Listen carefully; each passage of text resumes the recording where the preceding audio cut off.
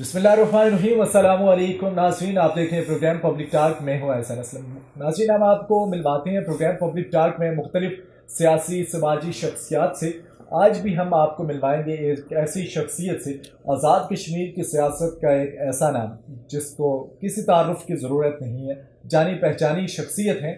और ख़ास तौर पर अगर हम बात करें आज़ाद कश्मीर में ज़िला बाग की, तो बाग में एक दो हलके हैं जो कि बड़े मशहूर हैं सियासत के हवाले से, और बड़ी गर्मजोशी होती है जब वहाँ पे सियासी एक्टिविटीज़ आती हैं।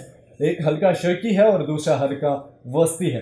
वस्ती हल्के में एक ऐसी शख्सियत भी मौजूद है जिन्हें गेम चेंजर भी कहा जाता है, किंग मेकर भी कहा जाता है। और आज हम आपको मिलवाएंगे उन्हीं शख्सियत से। और मेरे साथ आज मौजूद होंगे इस प्रोग्राम में मोहतरम जनाब सरदार ताहिर इकबाल साहब, और उनसे हम जानेंगे आज के इस प्रोग्राम में उनका ये कैरियर, सियासी कैरियर का आगाज़ कैसे हुआ, और उनसे बात करते हैं। अस्सलाम वालेकुम सरदार साहब। जी वालेकुम सलाम। कैसे हैं आपसे? ठीक है, अल्लाह का शुक्र। सरदार साहब, आपने कब आगाज़ किया सियासत का? हाँ, बहुत शुक्रिया हसन, आपने मुझे बुलाया इस आपके प्रोग्राम में। तो सियासत तो बुनियादी तौर पर मेरे वालिद साहब, जब ये हमारा जो जिस कॉन्स्टिट्यूंसी की आपने बात की है जी, जिसको वस्ती हल्का कहते हैं, बाग डिस्ट्रिक्ट का, बिल्कुल। तो 1975 में ये पहली दफ़ा ये हल्का मार्ज़ वजूद में है। पहले पूरी इस दोनों जो शर्की और वस्ती हैं एक ही हल्का हुआ करता था। सही। 1975 में फ़र्स्ट टाइम ये हल्का बना। तो उस हल्के में से मेरे वालिद मोहतरम सरदार अली अफसर ख़ान साहब, उन्होंने इलेक्शन लड़ा था। फिर मैं तो उस वक्त बहुत छोटा था, मेरा हाल 4-5 साल का हुआ हूँगा या 6 साल का। ठीक। तो थोड़ी बहुत बातें याद हैं और फिर लोगों से सुनते हैं। सही। फिर चलते चलते मैं, चूँकि मेरी सारी एजुकेशन तब का सूबा सरहद और अब के KPK की है, सही। तो गवर्नमेंट कॉलेज कोहाट में जब मैं गया तो उन दिनों स्टूडेंट यूनियन के इलेक्शंस की बात हो रही थी। ठीक। तो चूँकि हम बहुत सारे साथी इकट्ठे जाते थे, एक हमारा ग्रुप होता था, तो जो यूनियन के इलेक्शन लड़ रहे थे उन्होंने मुझे जॉइंट सेक्रेटरी के लिए, चूँकि फ़र्स्ट ईयर में था मैं, तो जॉइंट सेक्रेटरी के लिए मुझे कहा क्या, मैं कुछ पता नहीं था कि ये इलेक्शन जॉइंट सेक्रेटरी का कैसे लड़ना है क्या। तो वो जॉइंट सेक्रेटरी का इलेक्शन लड़ना शुरू हो गए। ये फ़र्स्ट ईयर की मैं कह रहा हूँ। बाद में वो फिर इलेक्शन पोस्टपोन हो गए, हुए ही कभी नहीं फिर। तो वहाँ से एक स्टूडेंट्स पॉलिटिक्स में हिस्सा लेना शुरू किया। बाद में फिर मैं peoples student federation Kohat college का मैं सदर बना, फिर डिस्ट्रिक्ट का मैं सदर बना, फिर डिवीज़न का मैं सदर बना, फिर उस वक़्त के सूबा सरहद पीपल्स स्टूडेंट फेडरेशन का मैं वाइस प्रेसिडेंट रहा। उसके बाद मैं अमेरिका चला गया। फिर गुज़िश्ता 18-19 साल से मैं अमेरिका में हूँ। 2016 में मैं आया। तो बस इस तरह के पॉलिटिक्स तो जब से होश संभाला है पॉलिटिक्स करते ही हैं, पॉलिटिक्स कर रहे हैं यानी वन वे और अदर, लेकिन पॉलिटिक्स करते हैं। ठीक है। अच्छा, जो आपने बात की कि जैसा कि आप अमेरिका में रहे और उसके बाद आप 19 से 20 साल वहाँ का अरसा रहा, और उसके बाद फिर आप वहाँ से 2016 में आपकी वापसी होती है, तो हल्के के लोग, ज़ाहिरी बात है, आप 19-20 साल जब वहाँ पे गुजारते हैं तो वहाँ पे एक यंग जनरेशन भी होती है जो कि यंग हो जाती है, फिर उनका वोट भी आ जाता है। तो आपने वहाँ से फिर जब मूव किया वापस अपने हल्के की तरफ आए, तो यहाँ पे आके किस तरह से फिर अपनी कैंपेन का आगाज़ किया और किस तरह से आप लेके आगे बढ़े थे? देखिए, मैं फ्रेंकली स्पीकिंग, मैं कोई चूँकि 12 साल के बाद मैं अमेरिका से आया वापस, ठीक, तो मैं ज़हनी तौर पे तो पॉलिटिक्स से अलग हो चुका हुआ था, बिल्कुल मुकम्मल बुनियादों पे अलग हो चुका हुआ था। दोस्त अहबाब से रब्ता तो रहता था, लेकिन ज़हनी तौर पे मैं ये समझ रहा था कि अब मुझे पॉलिटिक्स नहीं करनी। मैं कोई, और मैं जब आया तो जितने पुराने दोस्त अहबाब थे वो सारे के सारे फिर आ गए कि नहीं। तो वो दूसरे लफ्ज़ों में आप ये कहें कि एक्सीडेंटली 2016 में, फिर एक्सीडेंटली, यानी जो मेरी अपनी ख्वाहिश नहीं थी, सारे दोस्त अहबाब इकट्ठे हो गए। तो फिर चल सो चल एक दोबारा आप इन्वॉल्व हो जाते हैं। और मैं ख़ुद इस बात पे हैरान हूँ, ये बात आप सही कहते हैं कि एक 10-12 साल में तो एक पूरी जनरेशन नहीं आ जाती है। मतलब जो 10 साल का बच्चा होता है वो 22 साल का हो जाता है। तो اس کو تو آپ کے بارے میں پتہ ہی نہیں ہوتا. بالکل. تو اس لیے یہ میرے لیے خود بڑی عجیب و غریب بات تھی کہ لیکن ہوا ایسے. لوگوں نے کہا کہ تم پالیٹکس میں رہو گے اور کام کرو گے. میں پھر گیا. اس دفعہ کے الیکشن میں جو میرے اوپر سب سے بڑا شکوہ اور گلا لوگوں کا تھا وہ یہی تھا کہ تم واپس کیوں جاتے ہو. صحیح. عوام کا رد عمل اب ہوتا یہ تھا کہ کیونکہ آزاد کشمیر کی جو سیاست ہے خاص طور پر حلقہ جیسے کہ میں نے پہلے بھی بات کی کہ شرقی اور وسطی کی جو سیاست ہے وہاں پہ ایک یہ ہے کہ زیادہ تر برادریزم بہت دیکھا جاتا تھا، لیکن جو ہی آپ آئے اس کے بعد ایک دم سے برادریزم بالکل ہی غائب ہو گیا. دیکھنے میں ایسے آیا کہ برادریزم بالکل ختم ہو گیا.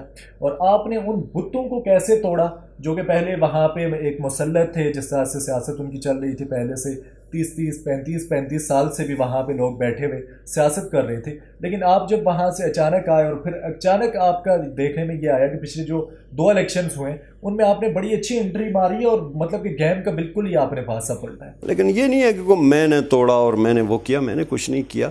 چیزیں خود بخود تبدیل ہوتی ہیں. ایک عرصے کے بعد، ایک عشرے کے بعد، 2 عشروں کے بعد چیزیں تبدیل ہوتی ہیں. لوگ نے اور پھر یہ جو آپ کا یہ جو ڈیجیٹل میڈیا ہے، یہ سوشل میڈیا، اس نے لوگوں کو بہت اویئرنیس دی ہے. ٹرانسپیرنسی ہو گئی نا. بالکل ایسا. اب کون کیا کر رہا ہے؟ آج سے 20-30 سال پہلے بالکل لوگ جھوٹ بول دیتے تھے اور جھوٹ چل جاتا تھا. صحیح. چونکہ کہیں اخبار میں آ جاتا تھا تھوڑا بہت، تو وہ اخباریں کس کے کون محفوظ رکھتا ہے. آج تو آپ کل جو بات کر رہے ہیں یا 5 سال پہلے جو آپ نے بات کی ہوئی تھی تو وہ لوگوں کے پاس ریکارڈ ہوتا ہے، وہ آپ کے سامنے آ جائے. تو بہت اویئرنیس آ گئی ہے. دیکھیں یہ جو برادری ازم، علاقائی ازم اور یہ جو ازمز پھیلانے والی چیزیں ہیں یہ زمانہ جاہلیت کی یاد تازہ کرتی ہیں کہ وہ جتنے ہم پروگریس کرتے جائیں گے، ایجوکیشن پھیلتی جائے گی تو لوگوں میں شعور آتا جائے گا. کس طرح سے دیکھ رہے ہیں آپ پی ٹی آئی کی حکومت کتنا ڈیلیور کر رہی ہے آزاد کشمیر کے لیے؟ دیکھیں پی ٹی آئی کی حکومت بنے تو 1.5 سال ہو گیا ہے. بالکل. لیکن میں ایمانداری سے آپ کو بتاؤں کہ میں یہ محسوس کرتا ہوں کہ پی ٹی آئی کے کارکنوں کی حکومت بنے ابھی 6 ماہ بھی نہیں ہوئے. صحیح. سردار تنویر الیاس خان صاحب جب سے وزیر اعظم بنے ہیں ٹھیک ہے تو in real sense Azad Kashmir کے اندر پاکستان تحریک انصاف کی حکومت قائم ہوئی ہے. ٹھیک ہے. اور میں پورے فخر سے یہ بات کہہ سکتا ہوں سردار تنویر الیاس خان صاحب جو اس وقت وزیر اعظم آزاد کشمیر کے، وہ ہمارے حلقہ انتخاب سے منتخب ہوئے ہیں. ٹھیک ہے. اور ہم نے ان کو ووٹ کیے، یعنی میں بھی ان کا ووٹر ہوں. صحیح. ان کے ہزاروں ووٹروں میں سے ایک میں بھی ہوں. ٹھیک ہے. تو مجھے فخر ہے کہ وہ ایک تو وزیر اعظم بننے میں کامیاب ہوئے. صحیح. دوسری بات یہ ہے کہ دیکھیں وہ حسن نثار صاحب کہہ رہے ہوتے ہیں نا جی. کہ مجھ سے کسی نے پوچھا کہ اس ملک کے لیے ہمیں کیا کرنا چاہیے، ٹھیک. اس ملک کی بہتری کے لیے ہمیں کیا کرنا چاہیے اور کیا ہو سکتا ہے. ٹھیک. حسن نثار صاحب کہتے ہیں میں نے صرف ایک بات کہی کہ آپ کچھ نہ کریں، صرف اس کو لوٹنا چھوڑ دیں. ٹھیک ہے. سب سے پہلی بات تو یہ کہ میں گارنٹی سے یہ بات، اور یہ دشمن بھی مانتا ہے کہ سردار تنویر الیاس خان صاحب جب سے وزیر اعظم بنے یہ کوئی انگلی تک نہیں اٹھا سکتا کہ یہ کوئی پبلک ایکسچیکر کا جو پیسہ ہے یا جو لوگوں کا پیسہ ہے، جو ٹیکس پیئرز کا پیسہ ہے، جو عوام کا پیسہ ہے، اس کو لوٹنے کا کوئی خواب و خیال یا کوئی شائبہ تک ان کے نزدیک آ سکتا ہے. ٹھیک ہے. وہ کوئی گورنمنٹ سے جو پرکس اینڈ پریولیجز جو ہیں وہ بھی نہیں لے رہے، سوائے جو گاڑیاں آلریڈی موجود تھی وہ استعمال کرتے ہیں. صحیح. ادروائز وہ کوئی تنخواہ نہیں لیتے، وہ کوئی انٹرٹینمنٹ فنڈ نہیں لیتے، وہ سب کچھ اپنی جیب سے کرتے ہیں. ٹھیک ہے. ایک تو یہ ہے کہ جب آپ کے اوپر ایک ایسا بندہ ہے تو ہمیشہ پالیسیز کا جو ہے وہ ٹرکل ڈاؤن ایفیکٹ ہوتا ہے کہ پالیسیز اوپر سے آپ کی لیڈرشپ سے نیچے کی طرف آتی ہیں. تو اس کا اگرچہ میں یہ نہیں کہتا کہ ایک دم کوئی بڑی آئیڈیل سچویشن بن گئی ہے، آج بھی ہمارے آزاد کشمیر میں کرپشن ہو رہی ہے، لیکن خوف ضرور طاری ہے. یہ میں آپ کو بتاؤں آزاد کشمیر کی انتظامیہ پہ، آزاد کشمیر کی بیوروکریسی پہ، جو پولیٹیکل لوگ ہیں ان کے اوپر ایک خوف اور دہشت ضرور طاری ہے. ان کو پتہ ہے کہ اگر ہم ہتھے چڑھ گئے تو بچ نہیں سکتے. سب سے پہلی بات تو یہ ہے کہ ہم نے اس پاکستان تحریک انصاف کی حکومت نے آ کے لوٹنے کا جو لوٹ کھسوٹ کا ایک پروگرام تھا اس کو سٹاپ لگا دیا، اس کو بند کر دیا. ٹھیک ہے. دوسرا آپ اس سے آگے کی طرف اگر آپ جائیں تو آزاد کشمیر کے اندر جو ایک ویژن جس کو آپ دیکھیں، ہمارا پرابلم کیا ہے، ہم کوئی سسٹم نہیں بنا سکے. اب گورنمنٹ اوپر سے کچھ کہتی ہے, نیچے سے کام کچھ اور طرح سے ہوتے ہیں. ایک تو سردار تنویر الیاس خان صاحب کی حکومت جو ہے وہ اس بات کو انشور کر رہی ہے, اس بات کو میک شور کر رہی ہے کہ جو گورنمنٹ کی پالیسیز ہوں وہ ایز اٹ از ان کے اوپر عمل درآمد ہو. اور گورنمنٹ کی پالیسیز پیورلی ریاست جموں کشمیر کے لوگوں کے لیے, بالخصوص آزاد کشمیر کے لوگوں کی بہتری کے لیے ہوتے ہیں, ہو رہے ہیں. مثلا لوکل گورنمنٹ جو ہے یہ کسی بھی ڈیموکریٹک سوسائٹی کی جو بنیاد ہوتی ہیں وہ لوکل گورنمنٹس ہوتی ہیں. مثلا ایک ممبر اسمبلی ہے یا ایک منسٹر ہے یا پرائم منسٹر ہے یا پریزیڈنٹ ہے, اب اس کا کیا کام ہے کہ وہ جا کے لوگوں کے ٹوٹی نلکے کے معاملات حل کرتا پھرے, یا سڑک یا پانی بجلی, یہ جو چھوٹے لوکل گورنمنٹ جو ڈیل کرتی ہے. تو لوکل گورنمنٹ الیکشنز ایک طویل عرصے سے ہر بندہ الیکشن میں آتا ہے, وہ کہتا ہے ہم لوکل گورنمنٹ الیکشن کروائیں گے.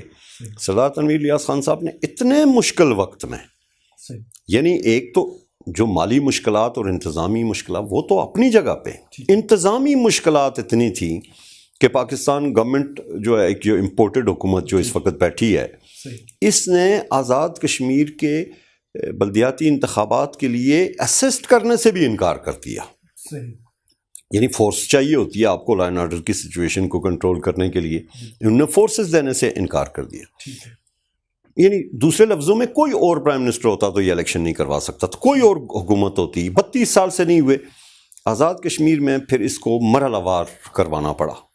یعنی 3 ڈویژن ہیں, ایک ڈویژن کے مرحلہ وار الیکشن کروانے پڑے, اور الحمدللہ انتہائی پرامن الیکشن ہوئے ہیں.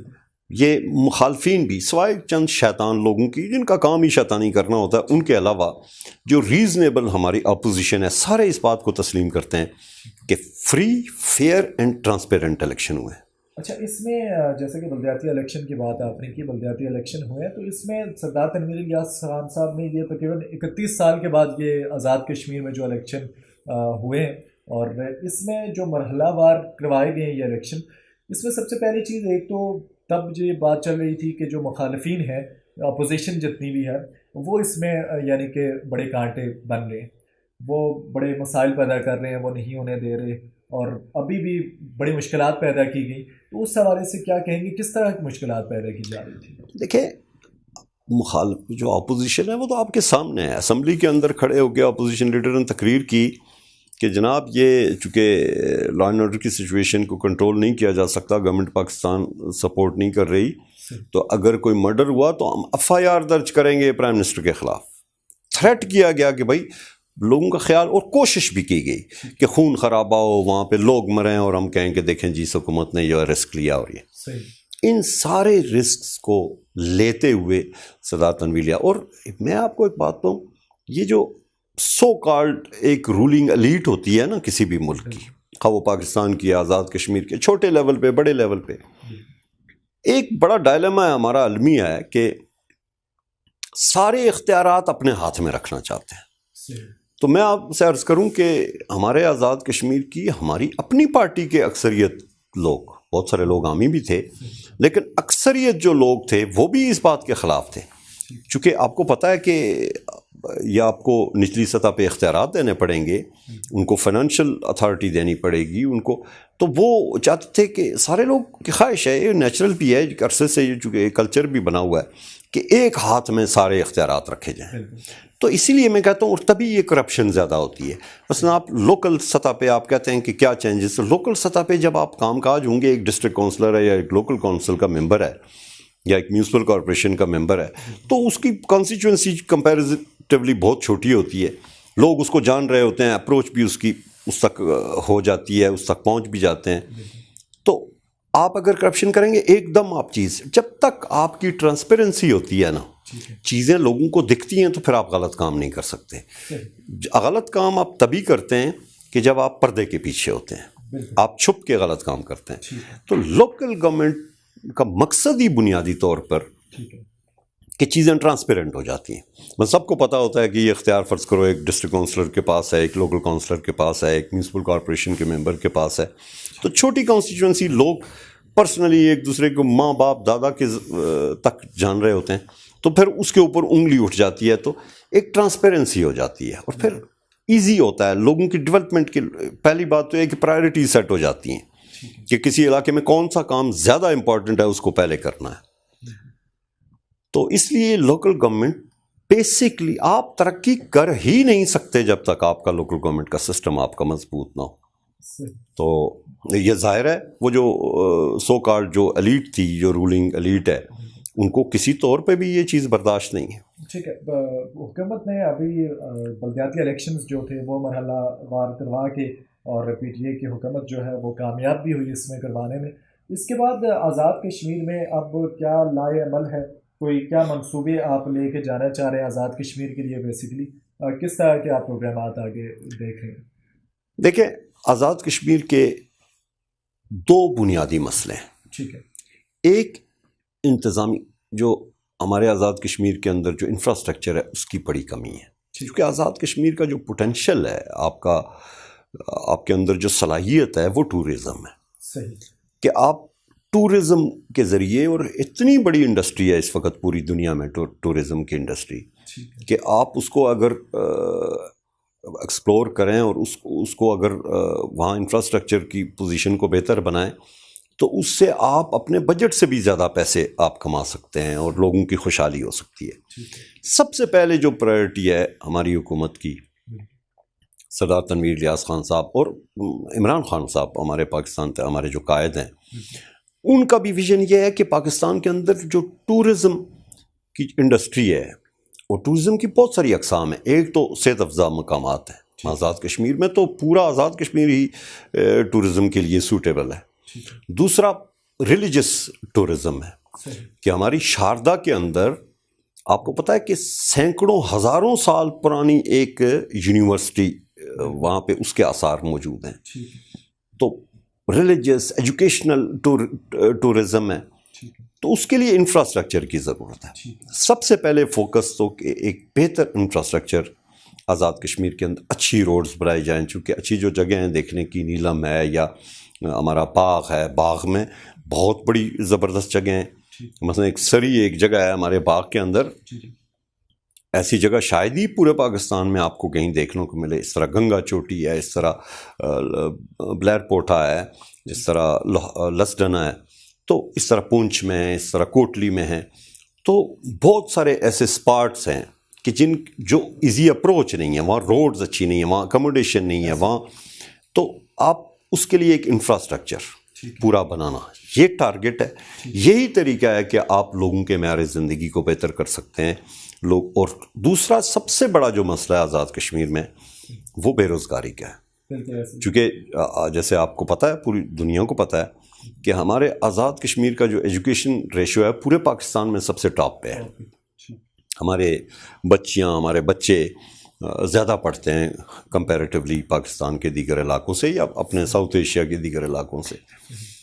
تو ایک بہت بڑے نوجوانوں کی, بچیوں کی کھیپ, پڑھے لکھے لوگوں کی کھیپ ایک آ رہی ہے اوپر.